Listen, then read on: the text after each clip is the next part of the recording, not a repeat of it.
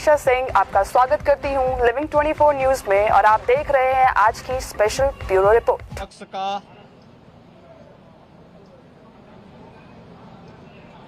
जो अलोकतांत्रिक और असंवैधानिक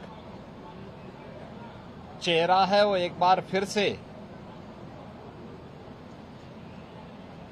विधानसभा सत्र के दौरान देखने को मिला है।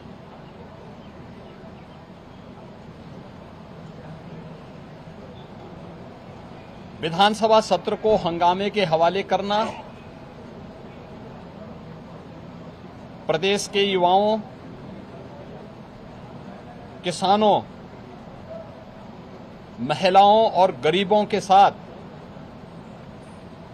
भारी अन्याय है। मानसून सत्र में युवाओं के लिए,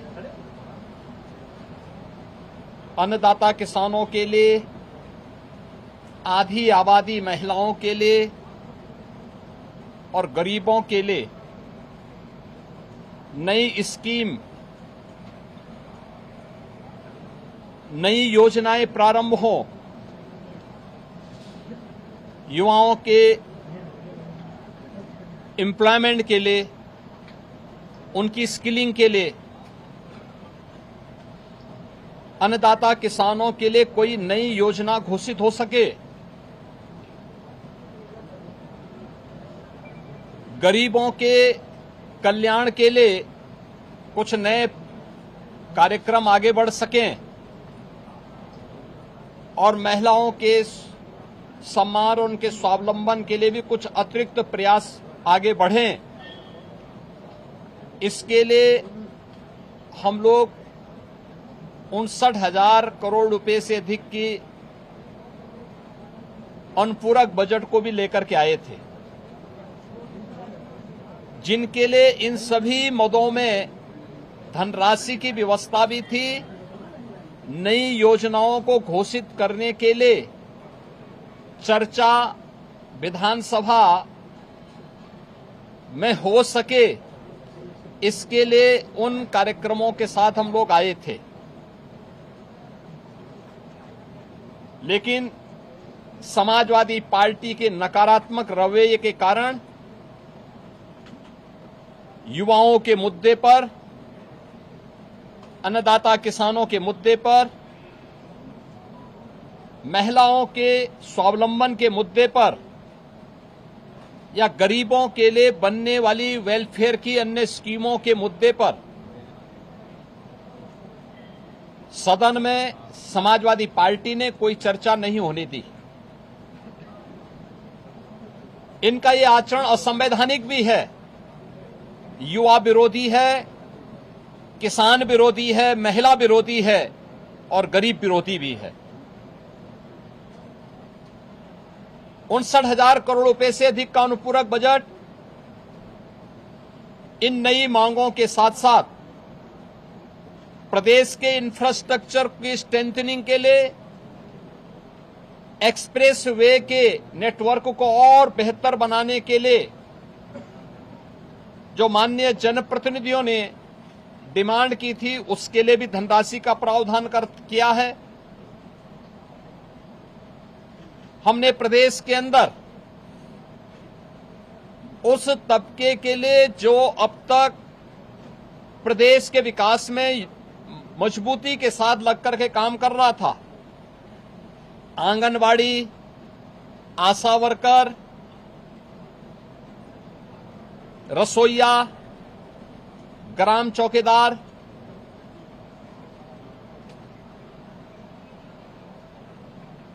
आपके कोटेदार, इन सब के साथ साथ उस हरेक तबके को छूने का प्रयास किया था जिनके मानदेय बढ़ने हैं। निराश्रित महिला पेंशन, वृद्धावस्था पेंशन, दिव्यांगजन पेंशन में भी वृद्धि हो, चर्चा हो। जो लोग अब तक इन योजनाओं से जुड़ नहीं पाए थे, उन लोगों को जोड़ने का प्रावधान हो। इन सब पे सदन में चर्चा हो। लेकिन समाजवादी पार्टी का नकारात्मक रवैया सदन में और माननीय सदस्यों के द्वारा उठाए जाने वाले इन महत्वपूर्ण मांगों को मजबूती के साथ आगे बढ़ा सके, इसमें रुकावट बनी। लेकिन उस सब के बावजूद विधानसभा ने सप्लीमेंट्री डिमांड को पारित किया है और पारित करने के साथ ही बहुत शीघ्र इन सभी तबके के लिए, मैंने जो कल भी कहा था कि उत्तर प्रदेश सरकार ने आउटसोर्सिंग कमीशन का गठन कर दिया है, एक न्यूनतम मानदेय हर एक आउटसोर्सिंग कर्मी को प्राप्त हो और उसको हर प्रकार की सामाजिक सुरक्षा की गारंटी भी प्राप्त हो, उसको हम अगले बहुत शीघ्र उसको आगे बढ़ाने जा रहे हैं। उसके लिए धनराशि की व्यवस्था हमने बजट में कर दी है। आंगनवाड़ी, आशा वर्कर, रसोईया, ग्राम चौकीदार या कोठेदार, इन सब के इंसेंटिव और इनके मानदेय को बढ़ाने के लिए भी धनराशि की व्यवस्था हम लोगों ने बजट में की हुई है और उसको भी हम अब विधानसभा से बजट पारित होने के उपरांत विधान परिषद में पारित होगा। विधान परिषद से पारित होने के उपरांत फिर इस बजट को हम लोग अलग अलग कार्यक्रमों के माध्यम से उस तबके तक पहुंचाने का काम भी करेंगे। समाजवादी पार्टी का यह चरित्र इस तबके को अपमानित करने वाला है, जो अल्प मानदेय प्राप्त करने के बावजूद प्रदेश के विकास के लिए और 25 करोड़ जनता जनार्दन की सेवा के लिए पूरी प्रतिबद्धता के साथ कार्य कर रहे हैं। इससे पहले भी इन्होंने शिक्षा मित्रों के भविष्य के साथ खिलवाड़ किया था।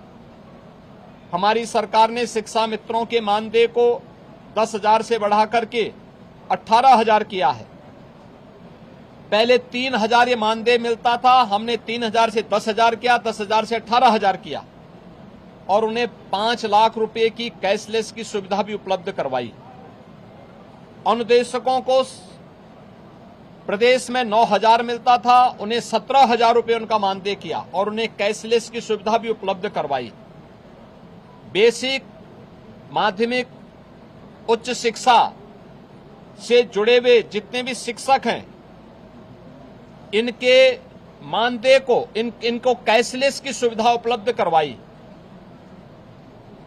अन्य तमाम तबके के लिए बेहतरीन स्कीम को लेकर के, योजनाओं को लेकर के हम सप्लीमेंट्री डिमांड्स में आए थे और इन सब के साथ साथ सामाजिक न्याय के लिए अपना जीवन समर्पित होने वाले उन सभी महापुरुषों के लिए, जिनमें बाबा साहब भीमराव अंबेडकर हैं,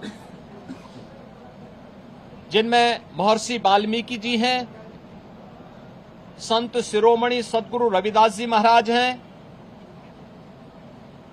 सामाजिक न्याय के पुरोधा के रूप में और महिला शिक्षा का पुरजोर समर्थन करने वाले